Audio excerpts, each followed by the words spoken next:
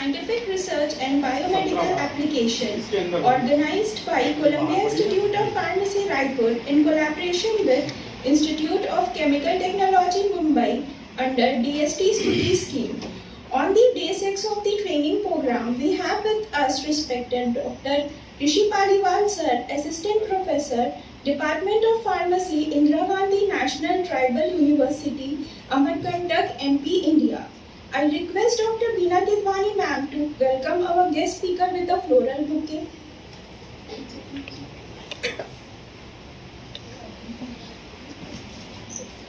Welcome you, sir.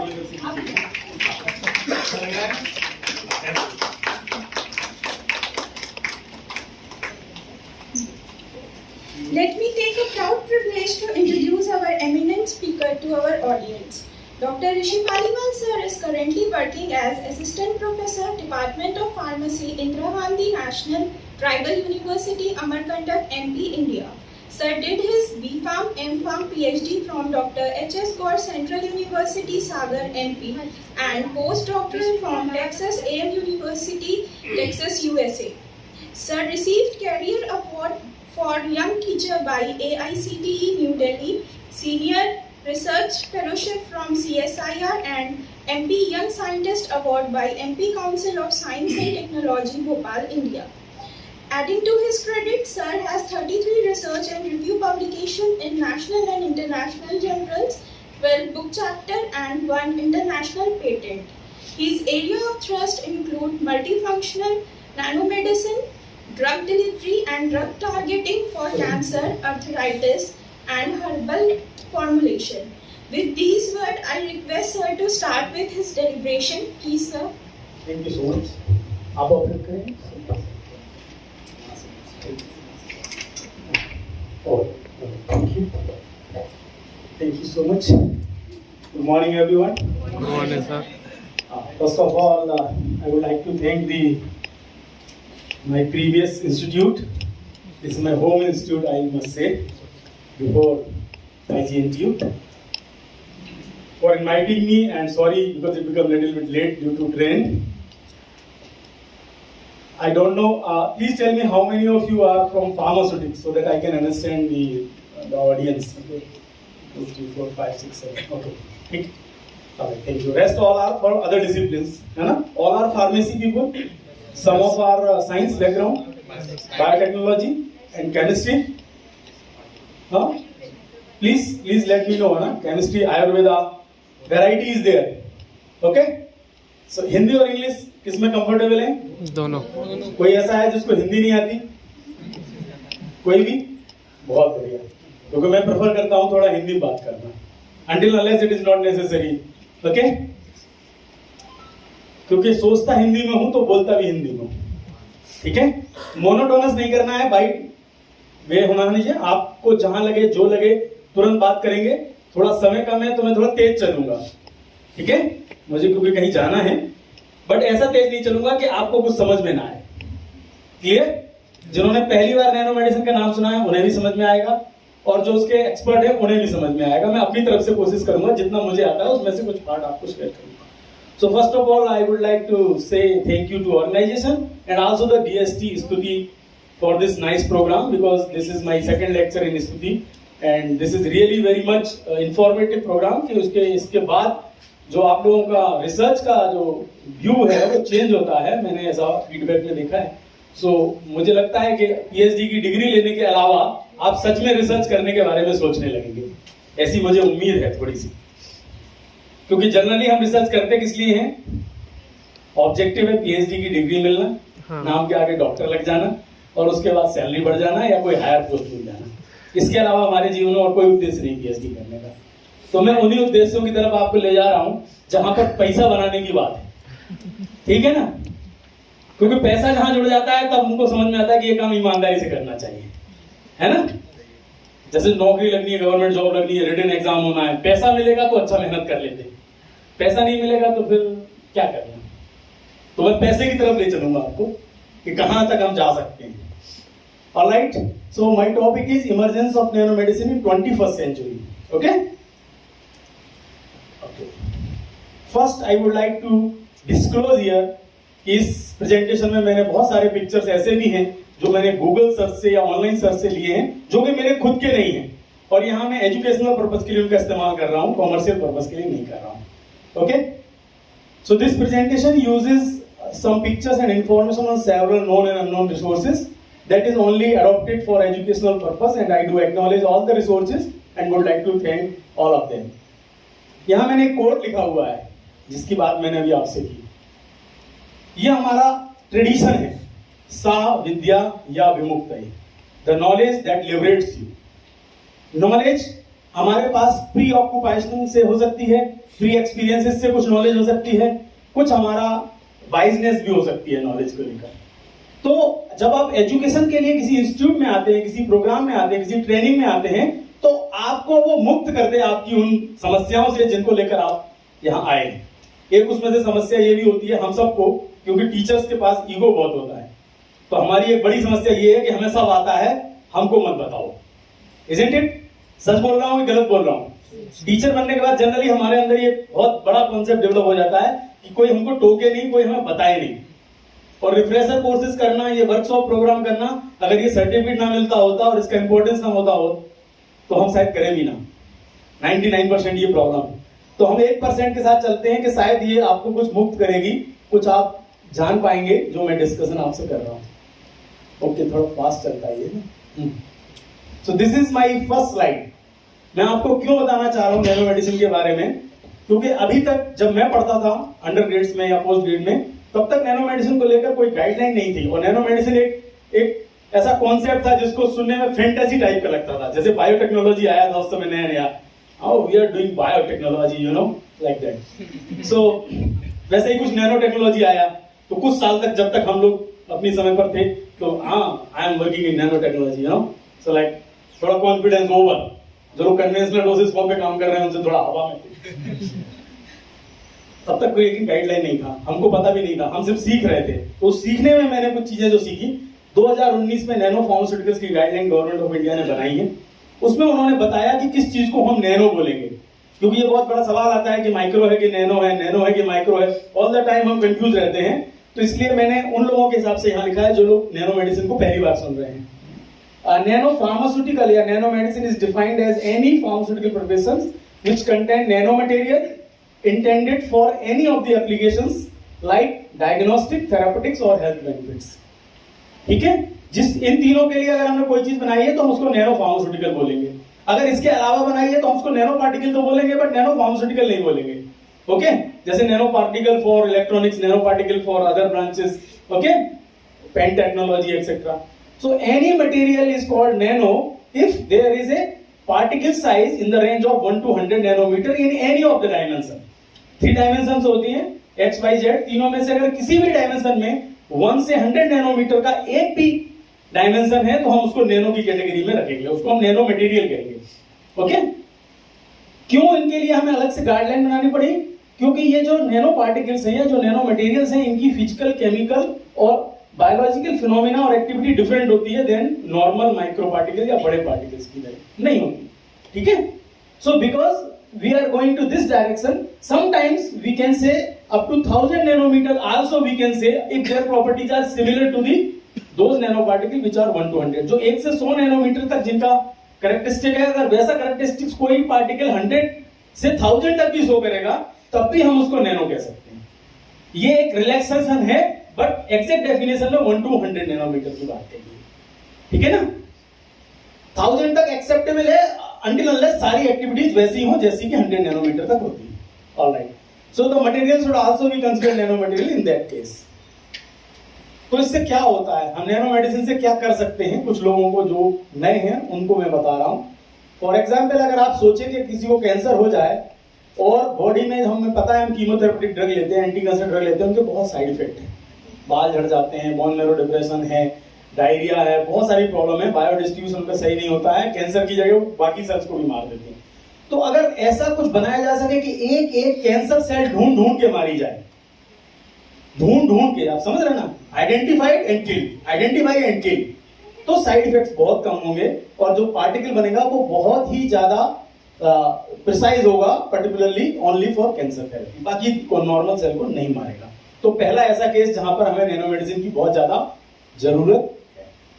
दूसरा case, अगर आप सोचें आपकी बॉडी में कोई सेल डैमेज हो जाए, कोई पार्ट सेल्स, कुछ ग्रुप ऑफ सेल्स डैमेज हो जाए, तो अगर क्या ऐसा कोई पार्टिकल है जो जाए सेल के अंदर जाए और सेलुलर मशीनरी के अंदर घुसे, आपका डीएनए रिपेयर कर दे, बाल बाल झड़ रहे हैं, बुढ़ापा आ रहा है, हम कुछ ले लें, वो जाए, जेनेटिक मैनिपुलेशन करे नैनो रोबोट्स की तरह और बाहर आ जाए और हम बढ़िया वापस नॉर्मल हो जाए, फिर से जवान हो जाए, फिर से बच्चे हो जाए, लाइक एक्टिविटी बहुत ज्यादा हो जाए।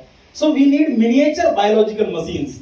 कुछ ऐसी चीजें बने क्या जो अंदर जाकर सेल के उसको चेंज कर सके। तीसरा, इमेजिन करें कि हम जो लाइफ सेविंग मेडिसिन हैं उनको बहुत प्रिसाइजली सेल के अंदर ले जाएं जहां उन्हें काम करना है, तब भी हमको नैनो मेडिसिन की जरूरत पड़ती है। इतने छोटे पार्टिकल की जरूरत हमको वहां पड़ती है।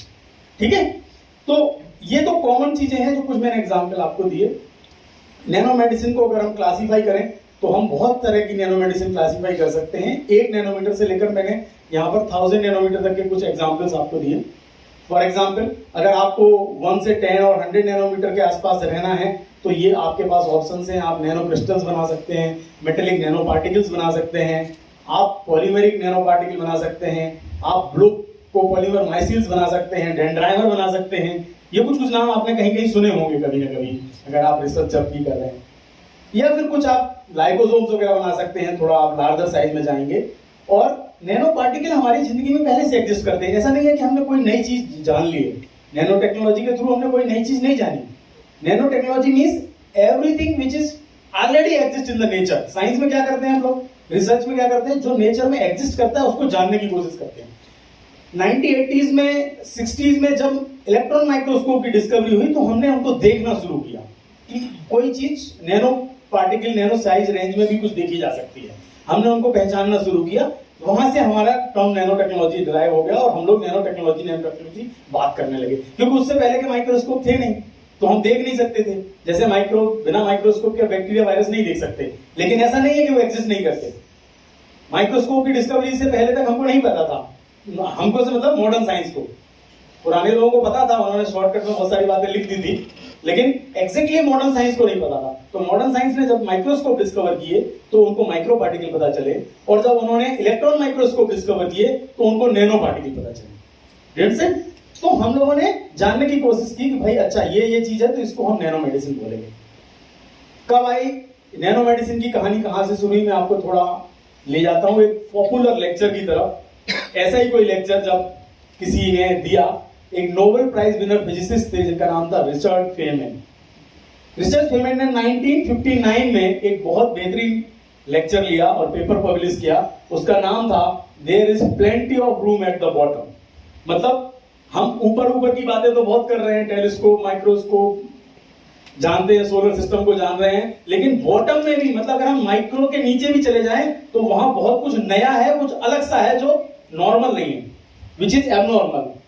1959 में इनका ये जो पेपर था उसने पहली बार नैनो टेक्नोलॉजी इनडायरेक्टली इंट्रोड्यूस किया पब्लिक को। लोगों का ध्यान उस तरफ गया। फिजिक्सिस्ट थे, उन्होंने फिजिक्स में बोला, नैनो इलेक्ट्रॉनिक्स में जैसे इस्तेमाल होता है, तो वो फिजिसिस्ट थे, लेकिन लोगों का ध्यान गया कि क्या हम नैनो पार्टिकल्स का इस्तेमाल और कहीं भी कर सकते हैं। उसके बाद आगे आपको एरिक ड्रेक्सलर ने एक बुक लिखी जिसका नाम था इंजन ऑफ क्रिएशन, और उसमें उनका टाइटल था the coming era of nano technology, यानी आने वाला समय नैनो टेक्नोलॉजी का कैसा हो सकता है, एक परिकल्पना थी, वो उन्होंने अपनी बुक में लिखी। और 1991 में एक और बुक आई जो उन्होंने एडिट की जिसका नाम था unbounding the future, the nano technology revolution, यानी आने वाले समय का जो रिवॉल्यूशन है वो नैनो टेक्नोलॉजी होने वाली है, ऐसा उन्होंने इंट्रोड्यूस किया और लोगों का ध्यान उस तरफ गया।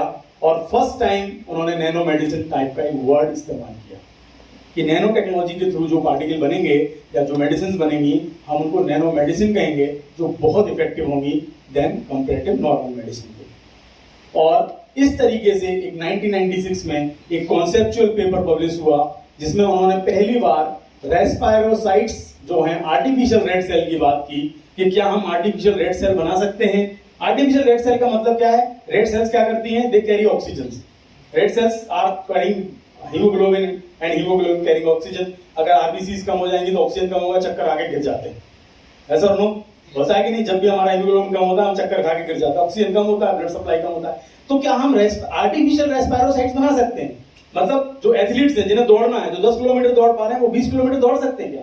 50 किलोमीटर दौड़ सकते हैं क्या? दौड़ने के लिए क्या चाहिए? Oxygen demand. Oxygen demand fulfil करने के लिए आर्टिफिशियल रेस्पिरोसाइट्स बना दो, उसमें ऑक्सीजन भर दो, इंजेक्ट कर दो, दौड़ो। दौड़ने से पहले लोग ले लेते हैं ऑक्सीजन। तो इस तरह से पहली बार इस तरह की चीजों पर लोगों का ध्यान गया। लोगों ने जो कीमोथेरेपी ड्रग थी उनको लाइपोसोम के अंदर बनाया। 1991 में ये काम शुरू हो गया। एक नया टर्म आया। अब बायोटेक्नोलॉजी वाले कहते थे हम अच्छे, और नैनो टेक्नोलॉजी वाले कह रहे थे हम अच्छे। तो एक नया कंबाइंड टर्म आ गया, नैनो बायोटेक्नोलॉजी। मतलब बायोटेक्नोलॉजी में जब आप नैनो टेक्नोलॉजी का इस्तेमाल करेंगे तो वो नैनो बायोटेक्नोलॉजी होगी। यानी कि जीन की एडिटिंग करना, चेंज करना, एक्सप्रेशन लेवल को चेंज करना, साइटोसोल में ड्रग को ले जाना, माइटोकॉन्ड्रियल डिस्फंक्शन को ठीक करना, ये इस तरफ लोगों का ध्यान चला गया। तो लोगों ने जब ऐसा करना शुरू किया तो नैनो बायोटेक्नोलॉजी ब्रांच हो गई और उसके कई सारे एप्लीकेशंस हो गए। Drug discovery, drug delivery, life science, nano arrays, molecular diagnostic, biomarker, cell and gene therapy, nano biopharmaceuticals and now personalised medicine की बात होने लगी कि मेरे लिए दवाइयां बनाइए मेरे तरीके से। यस और नो? ये जो हम जनरलाइज मेडिसिन बनाते हैं कि भाई तुम भी ले लेना 500 mg, तुम भी ले लेना 500 mg, ऐसा नहीं चलेगा। मुझे बताओ एग्जैक्टली कितने mg चाहिए। तो नैनो बायो फार्मास्यूटिक्स आने वाला है कुछ दिनों में सिलेबस में। सो पर्सनलाइज्ड मेडिसिन की बात होगी कि मेरे लिए बताओ कि मेरे को कितना चाहिए, मेरे लिए इंजीनियर करो मेरी मोनोक्लोनल एंटीबॉडी। मेरे को कैंसर हुआ है, दूसरा जनरलाइज मत बना के मेरे को दो, क्योंकि हिट्रोजेनेसिटी बहुत होती है। सो ये एक नैनो प्रोब का एक एग्जाम्पल है, जस्ट आपको बताने के लिए। ऐसा इमेजिन कर रहे हैं कि अगर हम इस तरह के कुछ पार्टिकल्स बना सकें या ऐसी हम डिवाइस बना लें जिसमें सेंसर भी लगा हो, एकॉस्टिक रिले भी हो, वो सेल्यूलर मशीनरी की एक एक घटना को आपको ये बताए कि आपके अंदर हार्ट में, लेफ्ट वेंट्रिकल में, इस पर्टिकुलर साइड पर ये जो सेल्स हैं उसके अंदर ये रिस्पॉन्स है, ये चीजें हो रही हैं, हम उसको रिकॉर्ड कर सकें और हम उसके हिसाब से आपको ट्रीटमेंट दे सकें। सो बहुत सारी चीजें, आर्टिफिशियल इंटेलिजेंस वगैरह आ रहा है, उसके साथ इन चीजों को हम ले जा रहे हैं इस डायरेक्शन में। सो कुछ माइलस्टोन्स की मैं बात करूंगा जो नैनो मेडिसिन और ड्रग डिलीवरी में हुए। एक 20th सेंचुरी में, अब मैं 21st सेंचुरी की बात कर रहा हूं, तो 20th सेंचुरी में पॉल इलिश ने एक मैजिक बुलेट कॉन्सेप्ट दिया था। उनका कहना था कि ऐसी दवाइयां क्यों न बने। उन्होंने तो रेजिस्टेंस के लिए बोला था, बैक्टीरियल रेजिस्टेंस जो हो रहे थे, डेवलप हो रहे थे, कि ऐसा कुछ बनाया जाए कि जो केवल बीमारी को खत्म करे। मैजिक बुलेट, हाँ, साइड इफेक्ट्स ना हो, नॉर्मल सेल्स को ना मारे। तो ये कॉन्सेप्ट बहुत पहले पॉल इलिश ने हमको दिया था। ये बहुत बड़ा था, जिसने टारगेटेड डिसीजेस की बात की। और 1960s में पहली बार नैनो पार्टिकल पॉलीमर के बनाए गए, जिसमें पॉलीमर और ड्रग का कॉन्जुगेट किया गया और टारगेटेड ड्रग डिलीवरी की बात की गई। 1970s में कोलर और माइलस्टेन ने मोनोक्लोनल एंटीबॉडीज बनाई। 1990s में डीएनए के फ्रेगमेंट और जीन्स को फर्स्ट टाइम ट्रांसपोर्ट किया गया नैनो पार्टिकल के थ्रू।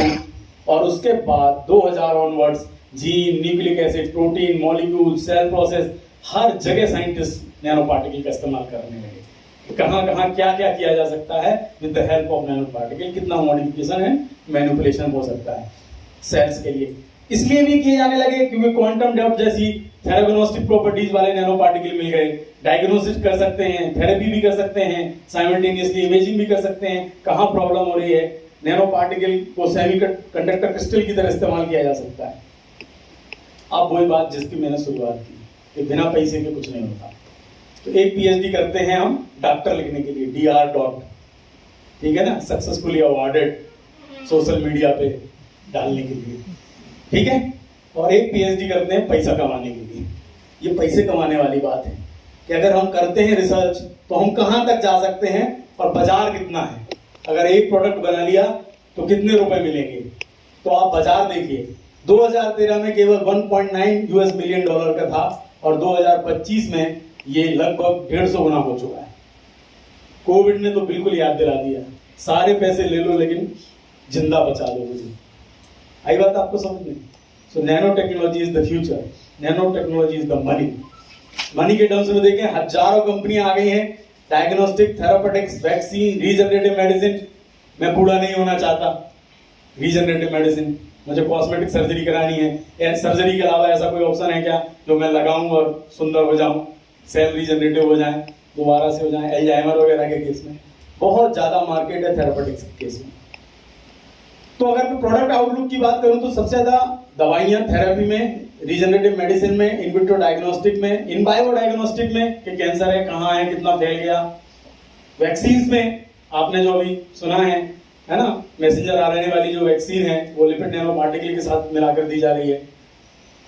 एप्लीकेशन के पॉइंट ऑफ व्यू से बोलूं तो सबसे ज्यादा मार्केट कहाँ है, क्लिनिकल ऑन्कोलॉजी में। कैंसर हो जाता है तो कितना भी पैसा खर्च करने के लिए लोग तैयार हैं, सबसे ज्यादा केस है तो मार्केट भी इधर है, इसलिए वैल्यूज भी इधर ही सबसे ज्यादा है। इन्फेक्शियस डिसीजेज में अभी हमने ताजा इन्फेक्शन देखा 2 साल पहले, कोई दवाई दे दो, कोई भी कह रहा था फार्मेसी वाले को कुछ तो बता दो, समझ में आया, और लोग लगे हुए थे क्या रेमडेसिविर में। मुझे टीवी पे बोलना पड़ा कि रेमडेसिविर मत लो, इबोला के लिए बनाई गई है, बहुत ज्यादा ब्लड में साइड इफेक्ट हैं, ब्लीडिंग होती है, क्लॉटिंग होती है, डेथ होती है, लेकिन लोगों ने हजारों रुपए खर्च कर दिए रेमडेसिविर के पीछे, जान दे दी रेमडेसिविर की इंजेक्शन लगाने के लिए। हमको नहीं पता, हमको लग रहा था कुछ भी मिल जाए बस बच जाए। इन्फेक्शियस डिसीजेस सबसे बड़ा मार्केट है, और ध्यान रखिए महामारियां बहुत जल्दी आने वाली, बहुत तेजी से आने वाली हैं, हर बार एक नए फॉर्म में आएंगी। क्लिनिकल कार्डियोलॉजी, ये दिल का मामला है, दिल जरा इधर उधर हुआ तो निकल लिए। बोले पालीवाल साहब बहुत अच्छे थे, लेक्चर ले रहे थे, पता नहीं 1 घंटे बाद क्या हुआ, निकल लिए। ये दिल का मामला है, तो ध्यान दीजिए क्लिनिकल कार्डियोलॉजी में बहुत ज्यादा चाहिए नैनो पार्टिकल नैनो मेडिसिन का रोल बहुत ज्यादा है। मैंने बताया ना, हार्ट में कहाँ बाल दे, कहाँ वहीं जाके रिपेयरिंग हो जाए, नैनो रोबोटिक्स हो जाए, वहीं के वहीं सब ठीक ठाक हो जाए, क्यों डॉक्टर को दिल खोलना पड़े अंदर। यस और नो? मुश्किल होता है ना, कठिन है भाई। ऑर्थोपेडिक्स में हाथ टूट गया, पांव टूट गया, ठीक है ना, रूमेटॉइड आर्थराइटिस है, हड्डियों की हजारों बीमारियां हैं, सबसे ज्यादा मार्केट है। हर आदमी कहता है कोई गठिया की दवा दे दो।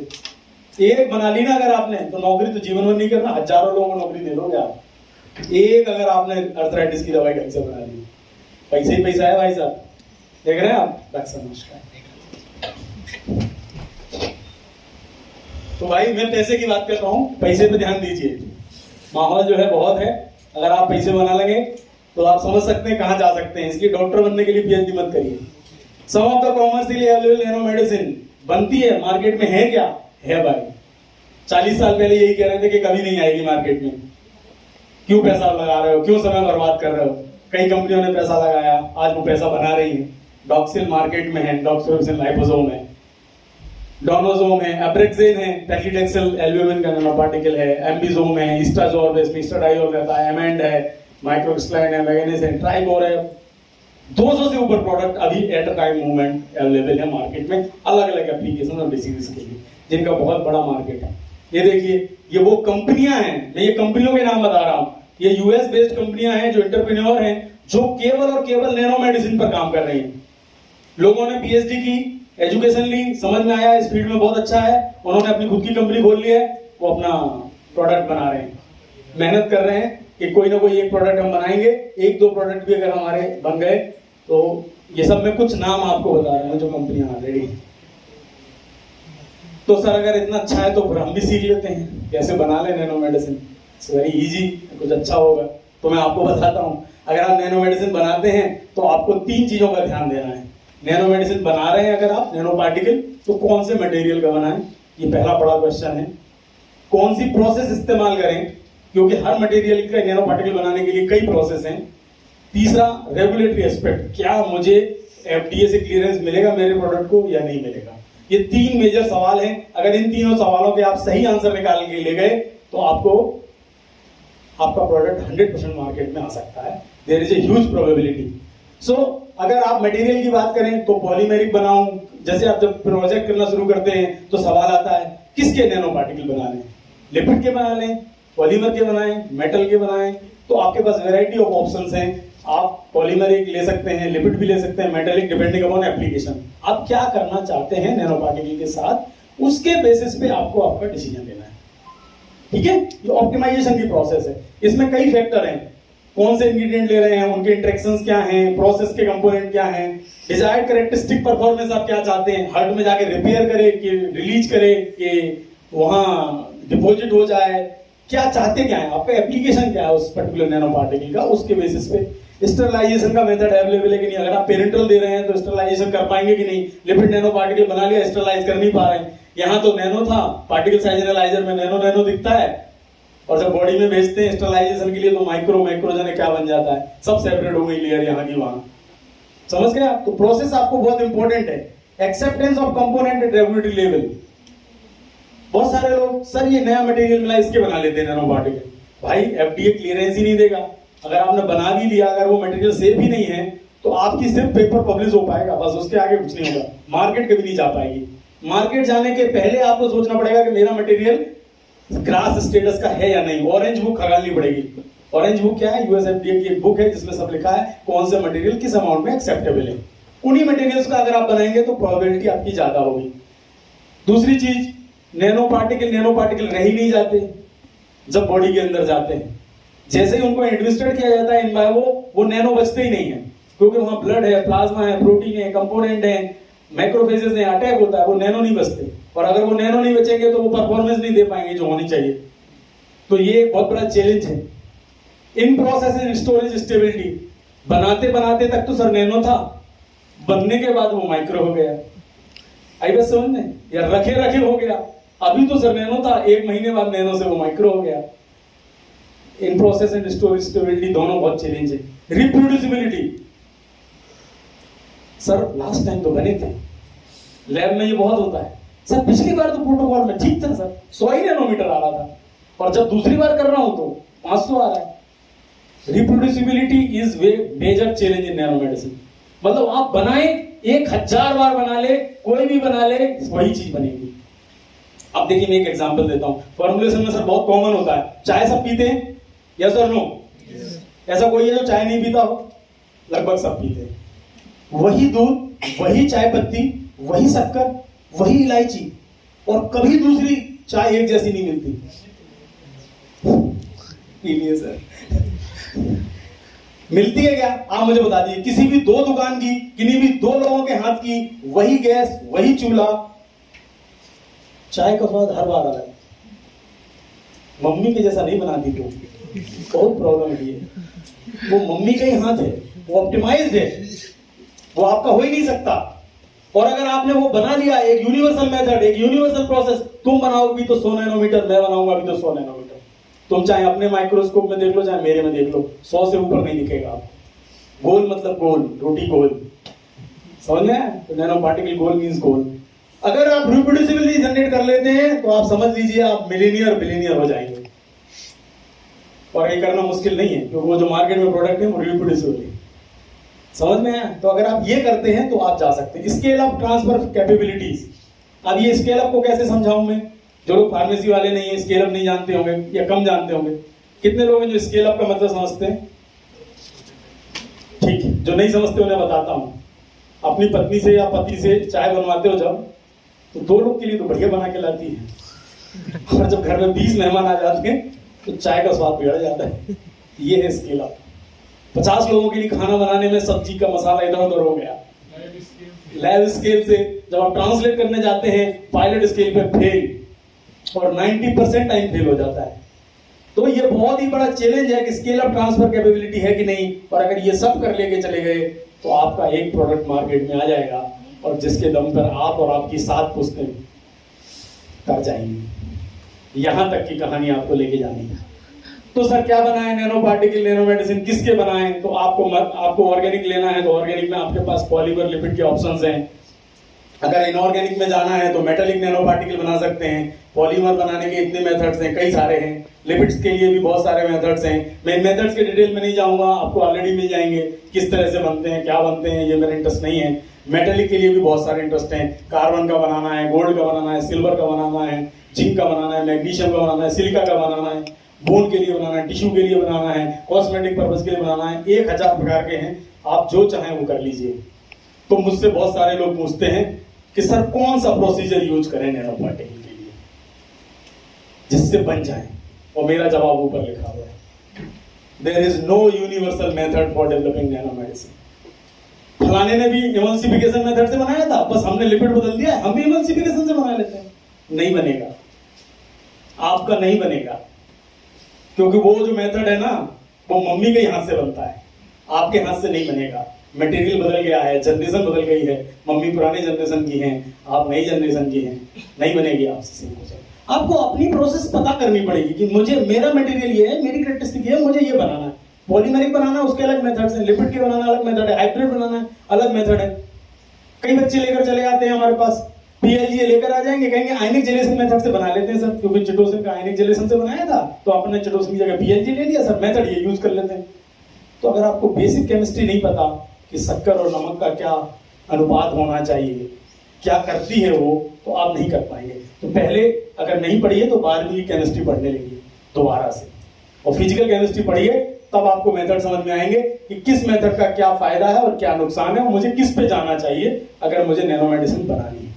ओके, सो कभी भी अगर कोई ब्लाइंडली आपको सजेस्ट करे तो मत मानिएगा, आप अपनी रिसर्च करिए और अपने मटेरियल के हिसाब से अपना मेथड निकालिएगा। ओके, सो कुछ चैलेंजेस जो मैंने अभी आपको बताए नैनो मेडिसिन के। Number 1, shape and size. वही मम्मी की रोटी गोल है और लड़का बना रहा है तो टेढ़ी मेढ़ी है, तिरंगा टाइप जा रही है, इधर 3 कोने की समोसा टाइप। मैंने जब रोटी बनानी शुरू की तो ऐसे ही होता, गोल बनती नहीं थी। मैं कम से कम 10 साल लगे मुझे गोल रोटी बनाने में, गोल नहीं बनती थी, फूलती नहीं थी। उसमें भी एक मैकेनिज्म है कि तवे पे कितनी सेकनी चाहिए, उसके ऊपर सेक दी तो भी नहीं, उसके कम है तो भी नहीं। नहीं, वो उससे सत्तर नहीं हुआ सर, स्वाद नहीं बनता था, लेकिन मशीन रिप्रोड्यूसिबल बनाती है पर टेस्टी नहीं बनाती। लाया था, मैंने बहुत प्रयोग किए कि रोटी बनती नहीं है गोल, रोटी गोल और अपने हिसाब से बनाने के लिए आपको बहुत एक्सपेरिमेंट करना पड़ेगा। उसमें जो स्टार्च का जितना होना चाहिए उससे ऊपर नहीं, पराठे के लिए गीला और रोटी के लिए सूखा और पूड़ी के लिए मोइन वाला, मत कंपोजिशन इतना हाई समझ ही नहीं आ रहा है। धनिया पत्ती मसाला बनाया तो कुछ और, आप समझ गए ना। बस नैनो मेडिसिन का भी वैसे ही हाल है। तो किसी और का पेपर उठा के बस अपना मटेरियल रिप्लेस करके मत बनाइएगा, कभी नहीं बनेगा जीवन में। ये मैं समझा रहा हूं आपको। अच्छा सॉरी, बायो कंपेटिबिलिटी बन गए, लेकिन आपने दिया, एडमिनिस्ट्रेट किया, टॉक्सिसिटी हो गई, न्यूरोटॉक्सिसिटी हो गई, ये चैलेंजेस है। सरफेस उनका बहुत स्ट्रांग होता है पार्टिकल साइज और शेप की वजह से, और पार्टिकल चार्ज से, सरफेस चार्ज की वजह से। पावरिंग कैपेसिटी मतलब होती है कि किधर जाएगा, जाने की उसकी पावरिंग कैपेसिटी कितनी है, कम्युनिकेट सही करेगा कि नहीं। सेल के अंदर गया तो पता चला डीएनए में जाना था तो डीएनए के साथ ही छेड़खानी करेगा, समझ में आया, वो गोल्गी कॉम्प्लेक्स में ना चला जाएगा, नहीं तो पता चला कोई और प्रॉब्लम कर दिया या एंडोप्लाज्मिक रेटिकुलम में चला गया, समझ में आया। तो नेविगेशन एंड पावरिंग कैपेसिटी बिल्कुल परफेक्ट होनी चाहिए तब, और प्रॉपर कम्युनिकेशन पावर होनी चाहिए। कम्युनिकेशन का मतलब है कि जहां पहुंचाना था, जो मैसेज पहुंचाना था वही पहुंच जाए। वो फिल्मों में नहीं देखते ना कि उसने कहा वो पीली वाली को दे आना लेटर, समझ गए ना। महिला में होता ही था पुरानी फिल्मों में सर, वो पीले सूट वाली को, और पीले सूट वाली 4 थी, वो बच्चा छोटा सा गया उसने दूसरी पीले सूट वाली को दे दिया, सत्यानाश हो गया। शादी करनी थी किसी और से, चाचा की लड़की से शादी हो गया, आ गई। पुराने जमाने में कहाँ देखते थे, पता शादी के बाद मिले तो बोले ये कौन सी वाली निकली, लेटर ही गलत पहुंच गया। तो ऐसे एक्सीडेंटल डैमेज से बचिए, क्योंकि नेविगेशन बहुत इंपॉर्टेंट है। तो बहुत सारे चैलेंजेस हैं, इतना आसान नहीं है करोड़पति बनना। करोड़पति बनने के लिए समय लगेगा, लेकिन मुश्किल नहीं है। आप बहुत सारे अगर बैरियर क्रॉस कर सकते हैं तो उसके बाद आप चेक करिए कि थेरेपेटिक नीड कितनी है, जिस चीज में मैं काम कर रहा हूं उसकी मार्केट डिमांड कितनी है, रिसर्च एंड डेवलपमेंट कैसा कर पाऊंगा, प्रोडक्शन के स्टेप कैसे हैं, स्केल अप कर पाऊंगा कि नहीं कर पाऊंगा। इन सबको ध्यान में रखते हुए अगर आप डिजाइन करेंगे तो एक successful nano medicine product you can prepare and it can reach into the market. ये कुछ सजेशन है, जैसे मैंने पहले भी बोला, ग्रास स्टेटस देख के बनाइएगा, टॉक्सिकोलॉजिकल फीचर्स पहले स्टडी कर लीजिएगा, शेप एंड साइज के, कि भाई नुकसान तो नहीं करेगा, साइज ठीक है कि नहीं, इन बायोडिग्रेडेबिलिटी रहेगी कि नहीं, और जो मल्टी कंपोनेंट सिस्टम है। अब देखिए मल्टी कंपोनेंट सिस्टम कैसे मैं समझाऊं आपको। ये तो साधारण नहीं है ना नैनो पार्टिकल। नैनो पार्टिकल में क्या है, पॉलीमर है, सर्फेक्टेंट है, या ड्रग है, बॉडी से इंटरेक्ट होना है, मतलब बहुत सारे कंपोनेंट हैं एक सिस्टम में। जैसे आप लोग कभी कभी बजट होके कहते हैं ना, नौकरी करूं कि पढ़ाई करूं कि इन्वेस्टमेंट करूं क्या, जो ना मल्टी कंपोनेंट है, हमारी लाइफ ही मल्टी कंपोनेंट है, समझ ही नहीं आता। तो अगर आप इसमें बैलेंसिंग करना सीख गए कि मुझे कितना किसमें समय देना है, तो आप परफेक्ट चीज कर पाएंगे। तो ये मल्टी कंपोनेंट सिस्टम होता है नैनो पार्टिकल।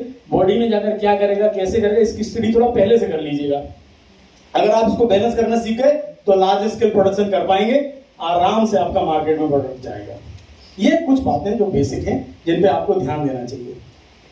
मैं थोड़ा तेज चल रहा हूं क्योंकि समय भी कम है और आगे बहुत सारी बातें हैं।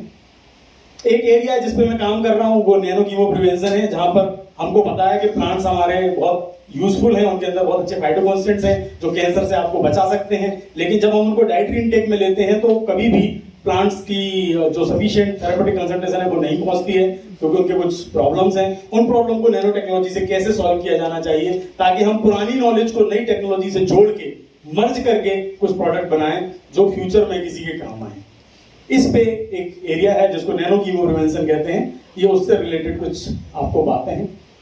अब आप पूछेंगे sir nano medicine 21st century में कहां तक जा सकता है? तो अभी यहां से मुझे जितनी दूर तक दिखाई दे रहा है उसमें से कुछ टॉपिक ये हैं जहां तक ये पहुंच गया है और जल्दी ही आने वाला है, जिसमें पर्सनलाइज्ड मेडिसिन नंबर 1 है कि मेरे लिए दवाई बनाइए, मुझे कैंसर हुआ है तो मेरे लिए बनाइए, मेरी डायग्नोसिस करने के लिए मेरे हिसाब से बताइए।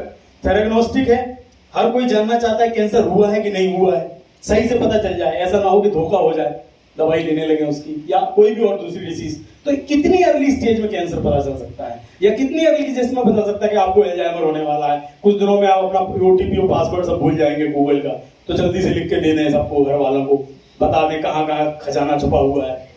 आप समझ रहे ना मेरी बात को? बहुत से सीक्रेट है जो आप ही के साथ चले जाएंगे। हाँ, आज लिख के देके जाऊंगा मैं, है ना? तो मैंने एक लाल डायरी, ऑरेंज डायरी मैंने भी बना ली भाई। कोविड के समय में मैंने अपनी पत्नी से कहा कभी भी मर सकते हैं, और अपन दोनों मर गए, तो अभी तो बच्चे छोटे छोटे हैं, तो इन्हें कैसे पता रहेगा कि क्या कहाँ है? तो एक मैंने ऑरेंज डायरी बनाई जिसमें सब लिख दिया, कब कब इंश्योरेंस है, कहाँ कहाँ इंश्योरेंस है, कितना कितना पैसा किस किस बैंक में है, जहां जीरो था वहां भी लिख दिया ताकि धोखा ना हो जाए, वहां पहुंच जाए बेचारे पता लगाने। पूरा डायरी में लिख दिया सर मैंने कोविड के समय पे, एकदम सब, पूरी जितनी संपत्ति है पूरे देश विदेश में सब लिख दी मैंने, कुछ नहीं बचाया। Regenerative medicine and tissue engineering, ये बहुत ही प्रोमिनेंट एरिया है जिसमें लोग बहुत ज्यादा चाहते हैं काम हो, जैसे न्यूरो डिजनरेटिव डिसऑर्डर्स हैं उनमें जा रहे हैं। टिश्यू इंजीनियरिंग मैंने बताया ही, कॉस्मेटिक हो या दूसरी कारण हो, स्पोर्ट्स हो, स्पोर्ट्स में बहुत ज्यादा इसका स्कोप है।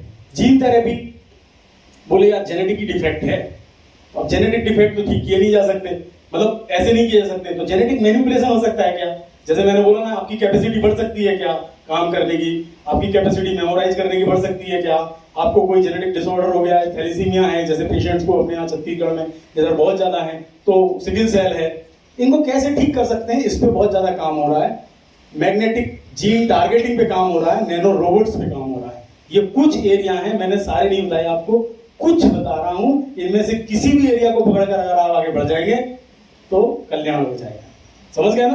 क्योंकि 20-25 साल की जिंदगी तो इसी में निकल जाएगी इसे काम करते करते। तो ये सब है, इनमें से आप किसी को भी पकड़ लीजिए, डायग्नोस्टिक को पकड़ लीजिए, किट्स पिट्स बहुत सारा चाहते हैं लोग, तुरंत पता चल जाए जल्दी से, थोड़ा सा सलाह दे और पता चल जाए कि टीबी मतलब जेनेटिक कोई डिसऑर्डर होने वाला है कि नहीं होने वाला है। समझ गए ना? लाइफ स्पैन पता चल जाए हमारी, बहुत सारे डायग्नोस्टिक्स हैं। कोविड में बहुत सारी किट आई, मेडिकल इमेजिंग है, नैनो थेरेपेटिक्स है, वैक्सीन्स हैं, रीजनरेटिव मेडिसिन है जिसमें बायोमटेरियल का इस्तेमाल किया जा रहा है। ये सब कॉमन बातें हैं जो मैंने एक बार आपको फिर से समराइज किए। यहाँ पर न्यूक्लियर इमेजिंग कर लीजिए, एमआरआई करिए, अल्ट्रासाउंड, ये सब नैनो पार्टिकल की तरफ से कर सकते हैं। सेलेक्टिव टारगेटिंग कर सकते हैं, ट्यूमर में पहुंचा सकते हैं। फोटोथर्मल, फोटोडायनामिक, हाइपरथर्मिया, बहुत सारी तरह की नई जो ट्रीटमेंट स्ट्रेटजी है कैंसर के लिए वो आ गई है।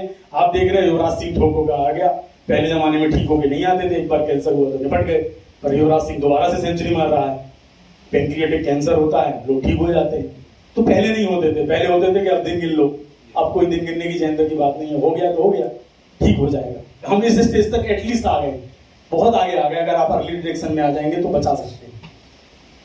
ये एक एग्जाम्पल है, देखिए कैसे करते हैं। नैनो पार्टिकल का बनाया, उसके अंदर लाइपोसोम मल्टीलेयर थे, अंदर ग्राफीन क्वांटम डॉट्स डाल दी, उसको फिर NIR से देखा और इमेजिंग करके देखा ट्यूमर हो रहा है कि नहीं हो रहा है, सेल में अपटेक क्या हो रहा है। इस तरह से हम नैनो थेरेग्नोस्टिक का इस्तेमाल करते हैं, सीधे सीधे हम लाइव इमेजिंग कर सकते हैं।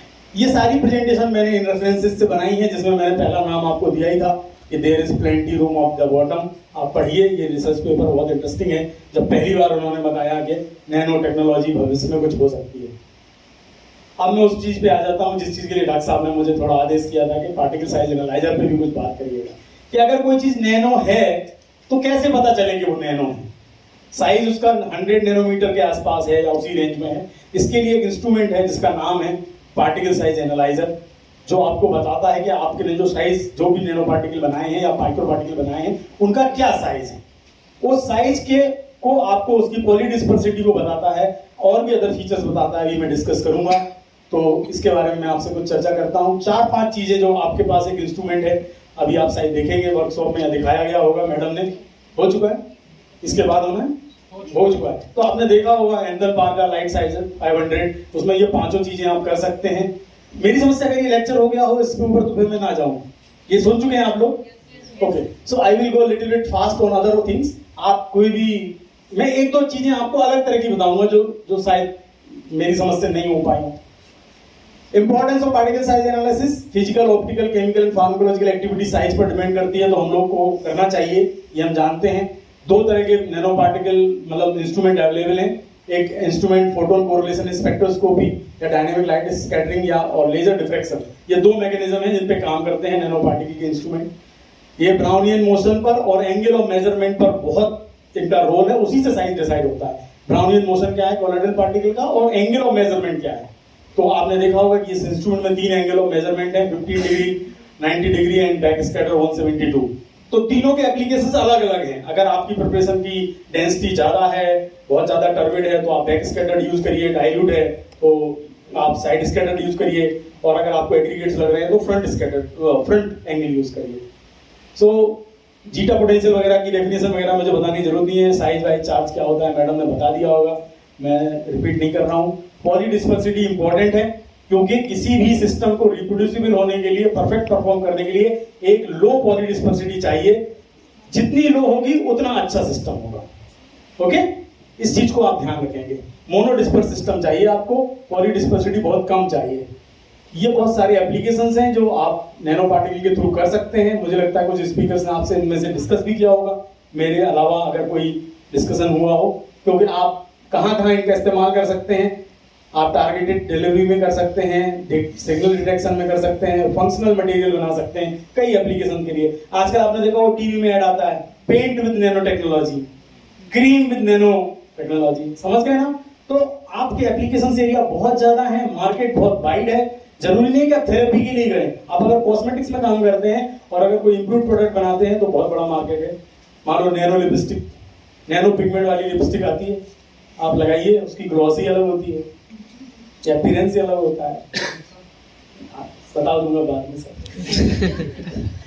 आपको सर्च करना पड़ेगा, आपको नैनो के लिए नैनो खोलनी पड़ेगी ना आपकी, समझ में है ना? उसके लिए मैंने एक शेर लिखा है कि तिनका हूं मगर तू मेरे वजूद पर न जा। तो थोड़ी बहुत कविताएं लिखता हूँ, एक सुना देता हूँ। फॉलो करना इनका पेज बहुत सारा। तिनका मतलब आप समझ रहे हैं ना, छोटा सा टुकड़ा। Nano particle is small item, है ना? तिनका हूं मगर तू मेरे वजूद पर न जा, मतलब बड़ा बड़ा आदमी जो आग दिखा रहा है ना, माइक्रो आग, मैक्रो, वो तू देख कितनी आग समेटे हुए हूं मैं। तुम ये देखो कि मेरे अंदर ऑप्टिकल प्रॉपर्टी है, इमेजिंग प्रॉपर्टी है, कैरिंग प्रॉपर्टीज है, मैं क्या क्या नहीं कर सकता जो तुम नहीं कर सकते। उसके लिए मैंने लिखा था।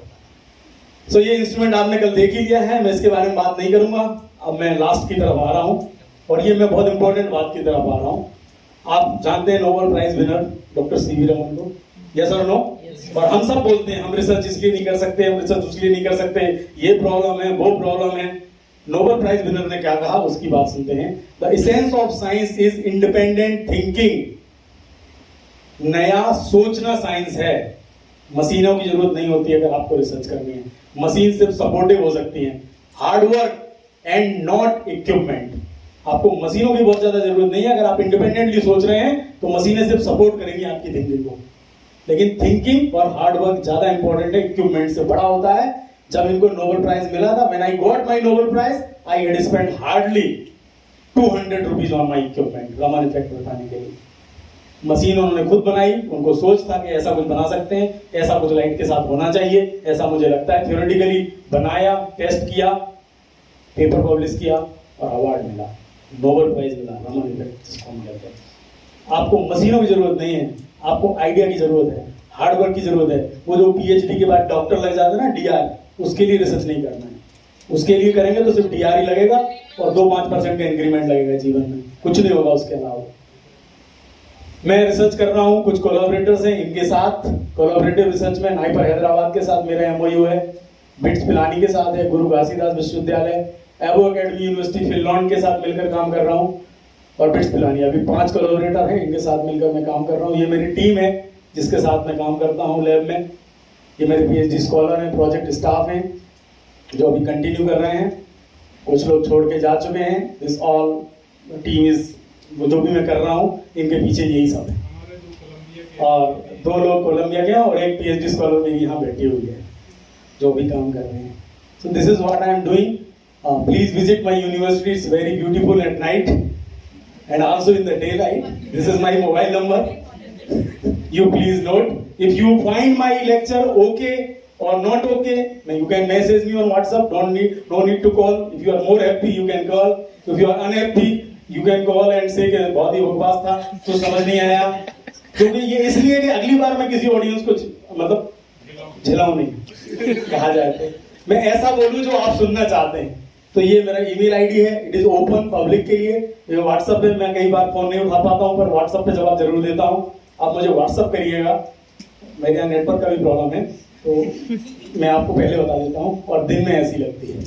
So you can come and you can visit my university and my lab, and if you have any query in the research any time you message me. मैं 1 दिन 2 दिन बाद जवाब दूंगा जरूर, थोड़ा सा इक्विप्ड रहता हूँ, but I will definitely answer queries.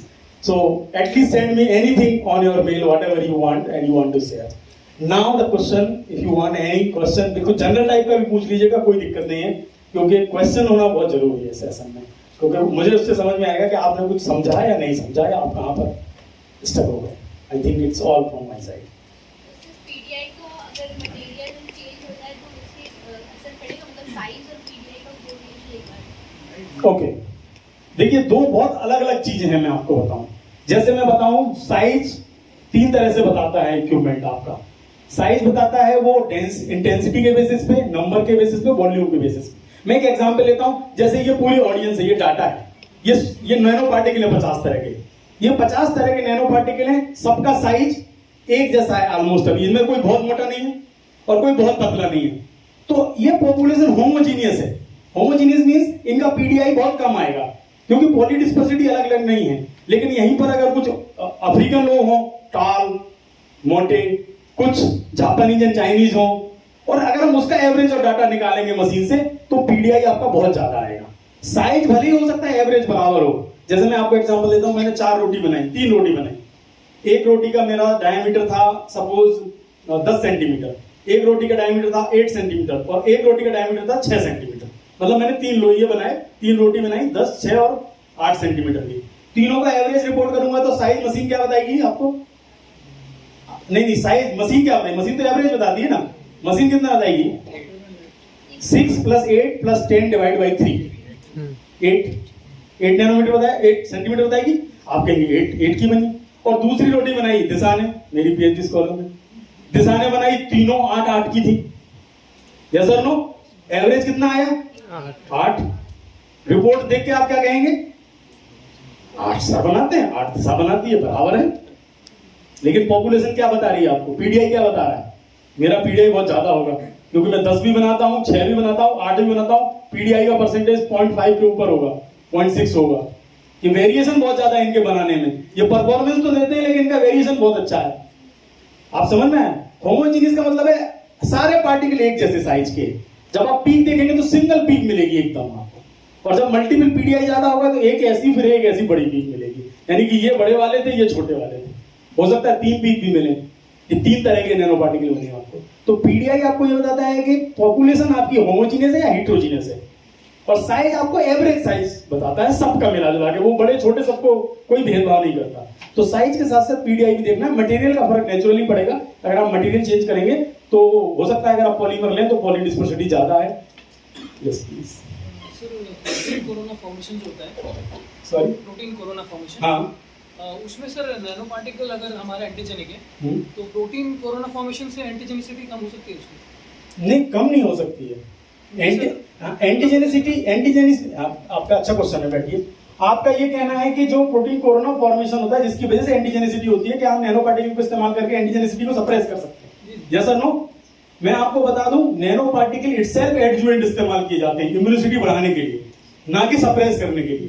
क्योंकि उनका शेप और सरफेस ऐसा होता है कि वो मैक्रोफेजेस को तुरंत प्रोवोक कर देते हैं, और एक बार नैनो पार्टिकल अंदर गया बॉडी में, आप चाहे उसको प्रोटीन के साथ दें या बिना प्रोटीन के, अगर वो एक बार एक्टिवेट हुआ, उसका साइज बहुत पॉजिटिव है, मान लीजिए कैटाइनिक है, पॉजिटिवली चार्ज है, वो मैक्रोफेजेस के साथ तुरंत इंटरेक्ट करेगा और बिना किसी एंटीजन के भी इम्यूनिटी आपके अंदर, मतलब आपका इम्यून सिस्टम बूस्ट हो जाएगा। तो nano particle itself create some immune reactions in the body. So protein is always used as a adjuvant, means nano particle are always used as a adjuvant with the protein. Yes, तो blood stream में जाने के बाद Yes. Corona formation अंदर जाके हो रहा है। Yes, in case nano particle हमारा एंटीजेनिक है, हाँ अगर हमारे प्रोटीन से कोरोना बन रहा है बॉडी के अंदर, हाँ, तो देन उसकी एंटीजेनिसिटी कम होगी। नहीं, मैं आपको बता रहा हूं, दो अलग अलग फिनोमिना है, उनको इंटरलिंक कैसे करना है आपको। नैनो पार्टिकल अगर आपका इम्यूनोजेनिक नहीं है, इम्यूनोजेनिक नहीं है मतलब है नेचुरल मटेरियल का बना है, नेचुरल मटेरियल का बना हुआ है मतलब बॉडी उसको फॉरेन पार्टिकल रिकॉग्नाइज नहीं कर रही, तो वो कुछ भी नहीं करेगा, जैसा प्रोटीन कोरोना का जो रिस्पॉन्स है वही होगा। लेकिन अगर आपका नैनो पार्टिकल इम्यूनोजेनिक है तो वो इम्यूनिटी बूस्ट कर देगा। यही हो रहा है, जैसे हम जब नैनो पार्टिकल और सरफेस एंटीजन वगैरह बनाकर साथ में देते हैं कॉकटेल बना के, तो आपकी इम्यूनिटी डबल हो जाती है उस पर्टिकुलर वायरस के लिए। तो वो सिनर्जाइज करता है, कभी भी कम नहीं करता। हाँ, कुछ नैनो पार्टिकल अगर आपको प्रोटीन आपने लोड की और पता चला प्रोटीन का स्ट्रक्चर ही डिस्टेबलाइज कर दे रहे हैं, बनाते समय आपने पीएच एडजस्ट किया है या वो इनकैप्सुलेट होते समय प्रोटीन की डीनेचर हो गई, तो फिर वो इलिसिट नहीं करेगा, इम्यून रिस्पॉन्स वो कम हो जाएगा। प्रोसेस पे ध्यान देना है हमें। Yes, MD Ayurveda Pharmaceutics. I have worked on Bhasma nanoparticles. So मेरा रिसर्च का टॉपिक सिल्वर नैनो पार्टिकल्स था। दोनों मेथड से बना है, आयुर्वेदा से भी और बीन बायोटेक्नोलॉजी से। तो आयुर्वेदा से जो बना उसके अंदर इंडिविजुअल 3 ट्रायल किए थे। एक सिल्वर नैनो पार्टिकल जो रजत भस्मा है, दूसरा विद त्रिफला एक्सट्रैक्ट एंड तीसरा ओनली त्रिफला एक्सट्रैक्ट। तो मुझे ये रिजल्ट मिला कि along with triphala extract it is showing very nice IC50 value. So मतलब दोनों का इंडिविजुअल एक्टिविटी से बेहतर सिनर्जाइज था। यस, ओके, सो बस ये था कैरेक्टराइजेशन में सर, साइज बहुत डिफरेंट थे। लाइक मतलब बिलो 100 नैनोमीटर्स था, but average size was around 46 and बाकी नैनो पार्टिकल्स के डिफरेंट साइजेस थे। तो stability was very good because मतलब मैंने 3 टाइम्स किया तो स्टैंडर्डाइज करा और स्टेबिलिटी भी बहुत अच्छा। सो सर मुझे ये जानना था कि हम सेपरेट कर सकते हैं क्या सेम रेंज वाले नैनोमीटर्स? हाँ, इजीली। मतलब भस्मा नैनो पार्टिकल्स? हाँ, ऑलरेडी यू कैन यूज। देखिए, पहली बात मैं आपको आयुर्वेदा पहले से ही नैनो पार्टिकल इस्तेमाल कर रहा है, चाहे वो काजल लगाते हो वो भी नैनो पार्टिकल है, आप भस्म यूज करते हैं, राख हाथ इस्तेमाल करते हैं सफाई करने से लेकर हाथ धोने तक, वो पहले एंटीबैक्टीरियल होते हैं। चूल्हे की राख से हाथ धोने का कॉन्सेप्ट था वो यही था, नहाने का, वो ऑलरेडी नेचुरल डिसइंफेक्टेंट है। समझ गए ना? तो जो भस्मा की बात कर रहे हैं वही है। लेकिन आपका ये कहना है कि चूंकि रेंज आपकी ज्यादा थी, तो आप अगर फिक्स करना चाहते हैं कि मैं 20 नैनोमीटर का ही बनाऊं, तो क्या मैं उसको सेपरेट कर सकती हूँ? Yes, you can separate, because आप सेंट्रीफ्यूगेशन से सेपरेट कर सकते हैं, आप क्रोमेटोग्राफिक टेक्निक से कर सकते हैं, और मेम्ब्रेन फिल्ट्रेशन से भी आता है। मेम्ब्रेन फिल्टर आते हैं साइज के, उस साइज के ही आपके फिल्टर होकर नीचे आएंगे, तो आप उसका इस्तेमाल कर सकते हैं। तो चॉइस इज सर जैसे मैं नैनो फॉर्मुलेशन पे ही काम कर रहा था, तो सर मैंने पहले मार्केट पर्सपेक्टिव से ही देखा कि लिपोसोम जो है वो ज़्यादा सक्सेस है अगर हम देखें तो, लाइक इन कंपेयर टू डेंड्रेमर से जो भी नैनो पार्टिकल्स है। तो सर पहला क्वेश्चन तो ये है कि लिपोसोम से ज़्यादा सक्सेस कैसे है कमर्शियली? बिल्कुल। और सर दूसरा क्वेश्चन अगर ये है कि जैसे कुछ मैं टारगेटिंग देख रहा हूँ तो मुझे कुछ कैटाइनिक लिपिड देखना है, तो सर कैटाइनिक लिपिड के रेफरेंस के लिए कोई बेटर क्या हो सकता है, कहाँ से हम बेटर कैटाइनिक लिपिड्स को ले सकते हैं? ओके, ठीक है। पहली चीज तो आपका क्वेश्चन ये था कि लाइपोसोम इतने सेफ क्यों है, मतलब इफेक्टिव सक्सेसफुल के लिए मैं आपको बता दूं, एफडीए का एक ही क्राइटेरिया है, क्लिनिकल ट्रायल नंबर 1 क्या है? 0। क्लिनिकल ट्रायल 1 क्या है? क्लिनिकल ट्रायल 1 क्या है? हेल्दी वॉलंटियर्स पे क्या करना? दूसरा क्लिनिकल ट्रायल 2 सेफ्टी फर्स्ट। जिंदगी का रूल है ये, क्या? नई चीज इस्तेमाल करने से पहले सेफ्टी फर्स्ट। लाइपोसोम जो बने हैं वो फॉस्फोलिपिड से बने हैं, हमारी सेल मेम्ब्रेन भी फॉस्फोलिपिड से बनी है, कोलेस्ट्रॉल से बनी है, उनका कोई इम्यूनोजेनिक बहुत ज्यादा रिएक्शन नहीं है, उनके सेफ होने की प्रोबेबिलिटी हाईएस्ट थी, इसलिए वो सक्सेसफुल हुए। पहली चीज, डेंड्राइमर वगैरह पॉलीमर से बनाते हैं, हमेशा प्योरिटी नहीं रहती है, इम्यूनिसिटी रिएक्ट कर सकते हैं, डिफरेंट जनरेशन के डेंड्राइमर का डिफरेंट एक्टिविटी है। डेंड्राइमर के सक्सेसफुल होने का रेशियो रिलेटिवली कम है, क्योंकि उसमें ऑर्गेनिक सिंथेसिस इस्तेमाल हुई है, ऐसी प्रोसेस इस्तेमाल हुई है जिसमें ऑर्गेनिक सॉल्वेंट ज्यादा है, प्योरिटी का सवाल है, तो क्वेश्चनिंग बहुत होती है, रेगुलेटरी वाले बहुत फूक फूक के कदम रखते हैं। ठीक है। तो इसलिए चूंकि कंपनियां क्या चाहती हैं कि भाई वो काम करो, जैसे मम्मी पापा कहते हैं वो कोर्स पढ़ो जिसके बाद नौकरी अच्छी मिले, आप समझ रहे ना, वो क्या कहते हैं कि भाई उसमें जाओ जिसमें सक्सेस होने की प्रोबेबिलिटी ज्यादा है। तो लाइपोसोम चूंकि ऑलरेडी ट्रेंड सेट है, उसकी गाइडलाइन सेट है, रेगुलेटरी वालों को भी पता है क्या करना है, किसमें अप्रूवल देना है नहीं देना है, तो सरल दिखता है लाइपोसोम। पापा ने भी फार्मेसी की, हम भी फार्मेसी कर लेते हैं टाइप का, समझ गए ना। तो जो नए लोग हैं वो नया रिस्क लेना चाहते हैं, वो भी फार्मेसी कर लेते हैं क्योंकि पापा ने की।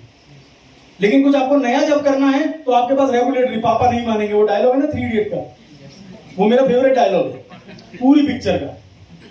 मतलब 2 मेरे फेवरेट हैं। पहला तो मैं TIS बोलता हूँ। TIS जानते हैं आप लोग को आज एक जिंदगी में बहुत गुड बात बताता हूँ, आप सब लड़ाइयां छोड़ देंगे घरों में आसपास ऑफिस में सब। एक मैं सिंड्रोम का नाम बताता हूँ जिसके हम सब शिकार हैं, वो है 3 इडियट सिंड्रोम। क्या है वो? क्या, जोर से बोलो, लिख लीजिए 3 इडियट सिंड्रोम। 3 इडियट सिंड्रोम क्या है? जब वो दुखी होकर रो रहा होता है चतुर, जब चतुर रो रहा था तो वो दोनों जो रेंचो के दोस्त थे, क्या नाम था दोनों का? फरहान। बच गया? नहीं, 11 रुक गया, मेरे पास 5 मिनट। हाँ, क्या नाम बताया? फरहान और राजू। तो बोले नीचे से देख, नीचे से देख रहे थे रिजल्ट, याद आया सीन? तो नीचे से रिजल्ट देख रहे थे, तो नीचे से रिजल्ट देखा, वो बोले मेरा सबसे लास्ट, वो बोले मेरा, बोले तू सेकंड लास्ट, बोले रेंचो। तो वो बेचारा रस्तों भी आकर दिमाग खराब, उनको दुख था कि दोस्त फेल हो गया, भारी दुख था। थोड़ी देर में वो चतुर चिल्ला रहा था, ये नहीं हो सकता, ये इम्पॉसिबल, ये नहीं हो सकता। तो उसका दिमाग खराब हो गया। वो फरहान से कहता है क्या हो गया यार, ये क्यों सलाह बोला, ऐसे ही बोल रहे टाइप का। बोला सेकंड आया है। तो बोले फर्स्ट कौन आया? बोला रेंचो। दिमाग खराब। तो दोस्त फेल हो जाए तो दुख होता है। दोस्त से मतलब अपने आसपास का कोई भी आदमी। बुरा हुआ बेचारे को, बीमार हो गए, थोड़ा दुख हुआ। बुरा हुआ बेचारे को इंक्रीमेंट नहीं लग पाया, बुरा हुआ बेचारे की PhD लेट हुई, मुझसे पहले हो गई। दिमाग खराब, तलवारें निकाल लो, मार देंगे पड़ोसी को। उसकी समझ गए ना मेरी बात? तो ये 3 इडियट सिंड्रोम है। आपकी जितनी समस्याएं हैं सिर्फ इसी से जुड़ी हुई हैं।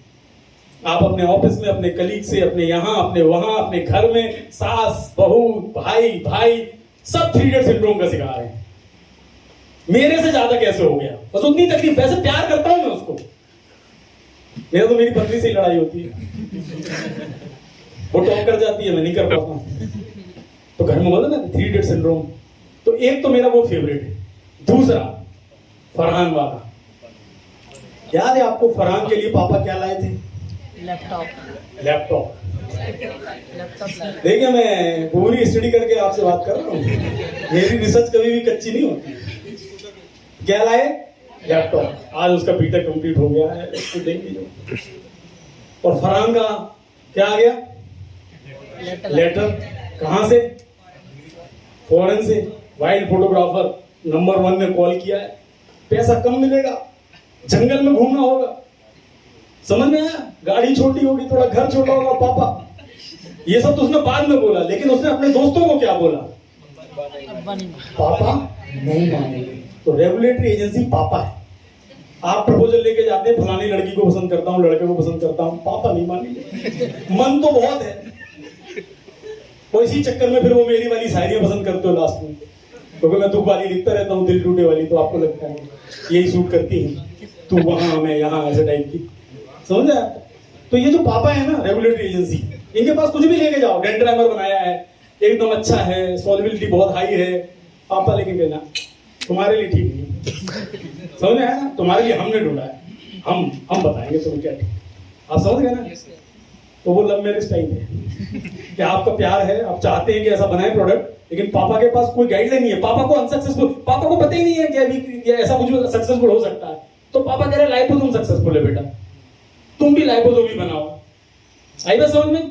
तो बेचारे वो प्रोबेबिलिटी देखते हैं। तो कंपनी वाला क्या कहता है, मैं तुम पे पैसे लगा रहा हूँ, तुम साइंटिस्ट हो, मैंने तुम्हें बना दिया जनरल मैनेजर, फलाना मैनेजर, PhD करने के बाद आप इंडस्ट्री गए, आप बन गए मैनेजर। आपने कहा सर मैं ये फलानी प्रोफेशन बनाऊंगा, मैं डेंड्रीमर बनाऊंगा, इस ड्रग की ये प्रॉब्लम सॉल्व कर दूंगा।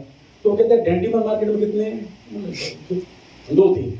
लाइपोसोम 20, सक्सेस होने का रेट किसका ज्यादा है?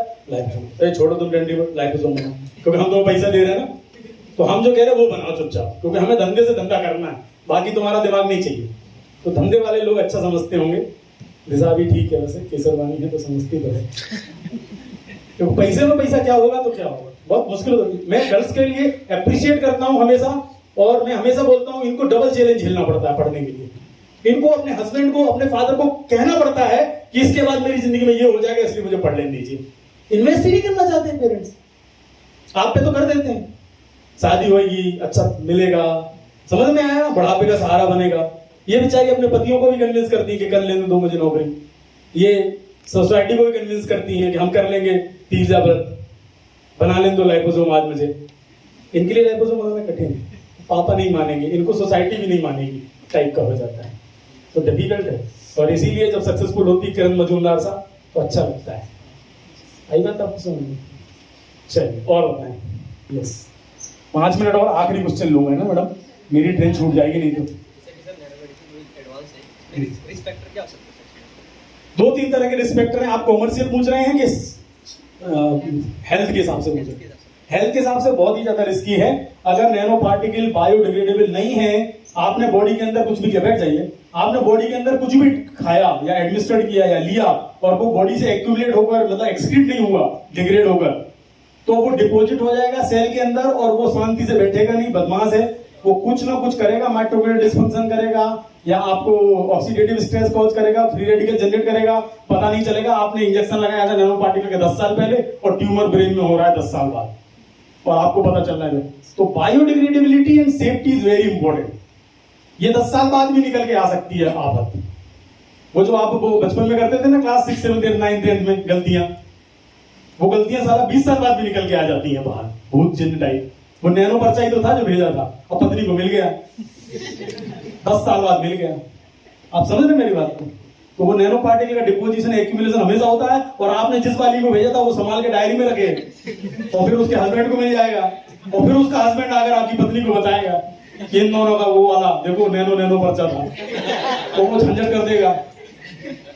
आप समझ गए ना मेरा? नैनो पार्टिकल क्या होता है? वो कभी भी बेचारे कहीं भी डिपोजिट है, यहाँ वहां ब्रेन और वो निकले नहीं तो हैं, तो निकले नहीं हैं तो हैं, और हैं तो प्रकट होंगे एक न एक दिन।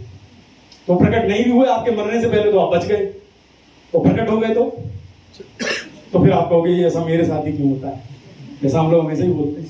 सो I think it is all from my side. Bore तो नहीं हुए ना? कुछ गया? पैसा कमाओगे ना? Thank you so much. Deep knowledge with us. It will be a great pleasure for us to listen to you again in our future events. I request